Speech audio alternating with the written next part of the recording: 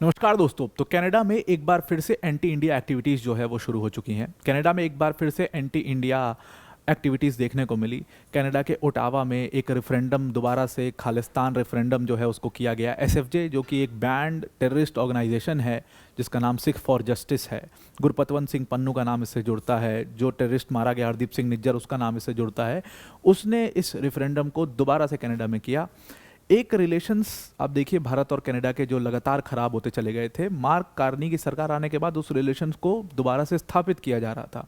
अभी मीट हुई अनीता आनंद जो कि वहाँ की स्पोक्स पर्सन है फॉरेन मिनिस्टर कनाडा की, उन्होंने भी बोला कि दोबारा से हम अपने रिलेशंस को सेटअप करने की कोशिश कर रहे हैं। इन सब के बीच एक बार फिर से सिख फॉर जस्टिस जो है उसने रेफरेंडम जारी किया। वहाँ पर इस रेफरेंडम को कंडक्ट किया गया, ओपनली कंडक्ट किया गया। सबसे बड़ा सवाल यहाँ पर कनाडा की सरकार से, तो ऐसे रेफरेंडम को वो अलाउ ही क्यों करते हैं, ऐसी गैदरिंग्स को वो अलाउ क्यों कर रहे हैं जहाँ पर इंडिया के खिलाफ ऐसे नारे, किल इंडिया जैसे नारे लगाए गए, इंडिया के फ्लैग को भी कुछ लोगों ने डिसरिस्पेक्ट किया। ये सारी घटनाएं वहाँ पर होती रहीं और कनाडा की सरकार मूक दर्शक बनी रही।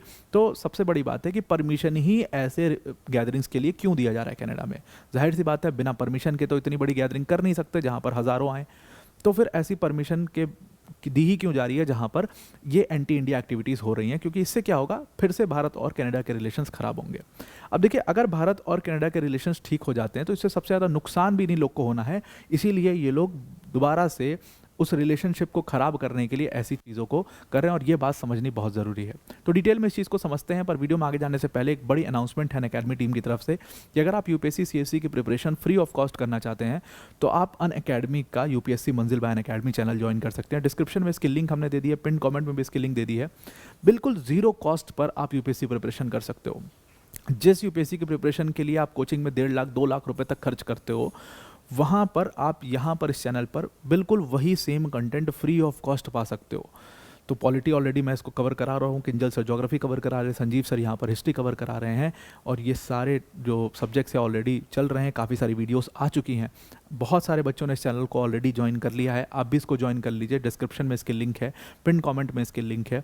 उस लिंक पर क्लिक करके आप इसको सब्सक्राइब करिए और नोटिफिकेशंस ज़रूर ऑन कर दीजिएगा ताकि जो भी वीडियोस आएँ वो आप देख सको। तो रोज़ इस पर अगर आपका अटेम्प्ट 2027 में है या 28 में है, मतलब अभी आपके पास समय है, आप रोज़ इस चैनल पर शाम को आकर के एक वीडियो भी अगर फॉलो करते हो तो बहुत आराम से आप अपना सिलेबस आने वाले टाइम में कवर कर लोगे विथ गुड क्वालिटी कंटेंट, जो कि यूट्यूब पे बहुत रेयरली मिलता है। तो ज़रूर से इसको फॉलो करिए। Now coming back to the topic.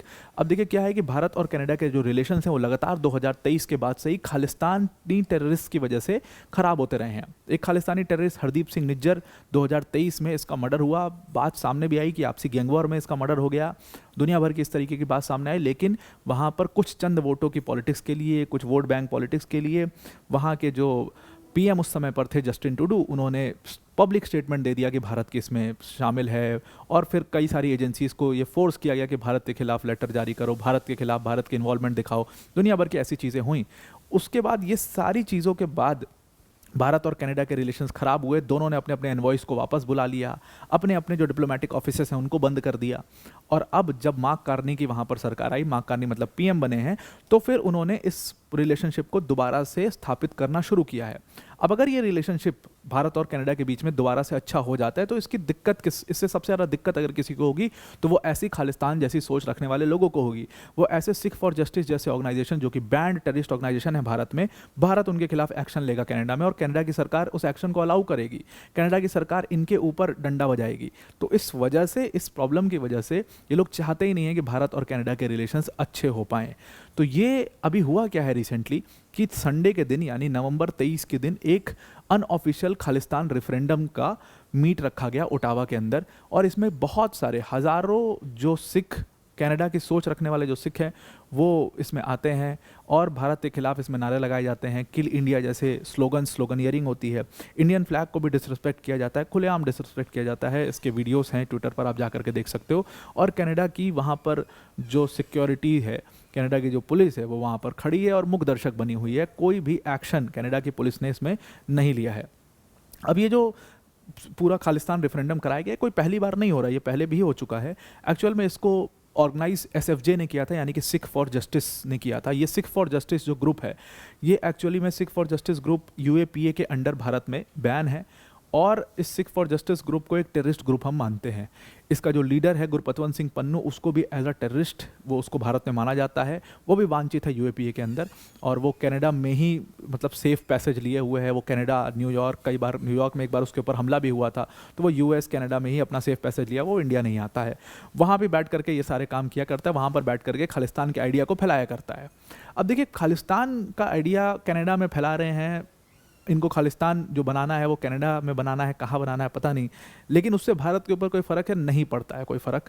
और वो चीज़ भारत की सरकार बहुत क्लियरली बोलती भी है कनाडा की सरकार को कि भाई ये तो कनाडा को सोचना चाहिए कि वो ऐसी गैदरिंग्स को अलाउ क्यों कर रहे हैं जो किसी और देश के खिलाफ हो रही है। इंडिया का स्टैंड इसमें बहुत क्लियर है।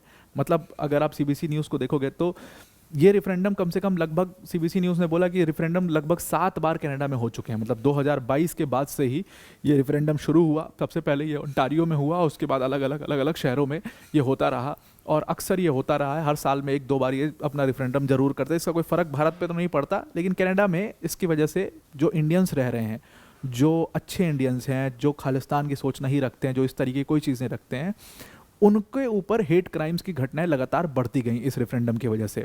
और इसीलिए भारत की जो डिप्लोमेटिक ऑफिस है, उसने, भारत का दूतावास, उसने एक रेगुलेटरी भी जारी किया था। उसने अपना एक नोटिफिकेशन भी जारी किया था जिसमें बोला था कि भाई, एडवाइजरी भी जारी किया था कि अगर आप ट्रेवल कर रहे हो कनाडा में तो भी आप इस चीज़ से बच के रहिएगा। अगर आप स्टूडेंट है कनाडा में तो भी आप इस चीज़ के बच के रहिएगा। जो भी इंडियंस थे वहाँ पर, उनको ये एडवाइजरी जारी करी गई थी कि इससे बच के रहिएगा।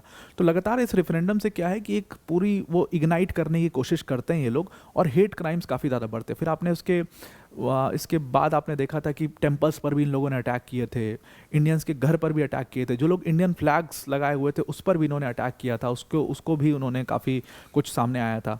तो ये सारी चीज़ें, हेट क्राइम्स लगातार कनाडा में बढ़ता जा रहा है। अब ये सारा कुछ कहाँ पर हो रहा है? कनाडा में हो रहा है। हेट क्राइम्स कहाँ बढ़ रहा है? कनाडा में। स्ट्रीट ऑफेंसेस कहाँ बढ़ रहे हैं? कनाडा में। भारत के ऊपर इसका क्या फ़र्क है? कुछ भी फ़र्क नहीं है।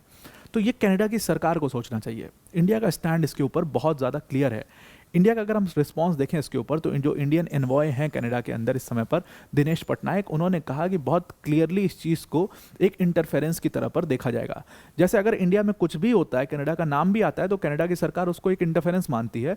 ठीक वैसे ही जो चीज़ इंडिया के एंटी इंडिया हो रही है कनाडा के अंदर, तो हम तो इसको एक इंटरफेरेंस के तौर पर देखेंगे, क्योंकि कनाडा की सरकार को ये रोकना चाहिए था, जो उन्होंने रोका नहीं है।